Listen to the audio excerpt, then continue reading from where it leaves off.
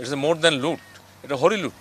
তদন্ত করে তো নাম পাচ্ছি, সে যেই হোক আমাদের দেশের যত বড় অফিসার হোক, এটার কিন্তু ব্যবস্থা নেওয়া হচ্ছে এবং নেওয়া আজকে থেকে যেটা হয়ে গেছে সেটা তো আমি কতটুকু কীভাবে ফেরানো যায় সেটা তো তারা ব্যবস্থা করতেছে, আশেপাশে থেকে রিকভারি হচ্ছে।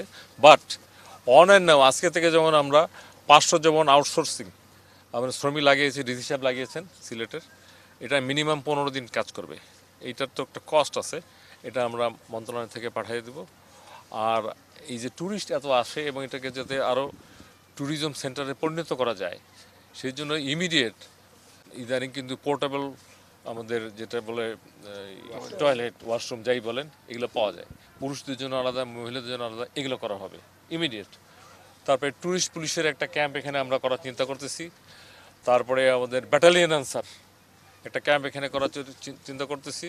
আর যেহেতু আপনারা জানেন বর্ডারের 5 মাইল এইটা হলো বিজিবি দেখে, যে বিজিবি এত কাছেই একটা ক্যাম্প আমি দেখতে পাচ্ছি, সুন্দর একটা এখানে বানানো আছে, তাদের সামনে এত বড় একটা ঘটনা ঘটলো এবং একদিনে না কয়েকদিনে এটাকে তো আমরা পেপার পত্রিকায় দেখছি যে লুট হয়েছে। তো আমার মনে হয় আমি আজকে এসে দেখে যেটা মনে হচ্ছে ইটস মোর দ্যান লুট, এটা হরিলুট। এই ধরনের সম্পদ, এইভাবে দেশের সম্পদ, রাষ্ট্রীয় সম্পদ, জনগণের সম্পদ এইভাবে 2-4 জন অথবা কে বা কারা নিয়ে গেছে, এটা আমরা তদন্ত করে তো নাম পাচ্ছি, সে যেই হোক আমাদের দেশের যত বড় অফিসার হোক, এটার কিন্তু ব্যবস্থা নেওয়া হচ্ছে এবং নেওয়া হবে। নতুন ডিসি সাহেব এসেছে, he is a very courageous person, আপনারা সবাই জানেন। এখানে কমিশনার সাহেব আছেন, এসপি সাহেবও নতুন আসছে, আমার সাথে সেক্রেটারি সাহেব আসছেন, নতুন ইউনো সাহেব দেওয়া হয়েছে। কই একটু সামনে আসো, তুমি তো কাজ করবা মাঠে। হ্যাঁ হ্যাঁ, উনি থাকবেন। আমরা এখানে একটা প্যাকেজ প্রোগ্রাম ইমিডিয়েট নেব যাতে এইটাকে প্রোটেক্ট করা হয় এবং ট্যুরিজমকে কি বলা হয় আমরা যে প্রমোট করা হয়। বাণিজ্য মন্ত্রণালয়ের মাননীয় উপদেষ্টা উনি কিন্তু ট্যুরিজম অ্যান্ড বিমানের উনিও আগ্রহ প্রকাশ করেছেন। এই যে কয়টা আমাদের এই এলাকাগুলো আছেন, সাদাবাদর, জাপলং, বিছারাকান্দি, রাতারগুল,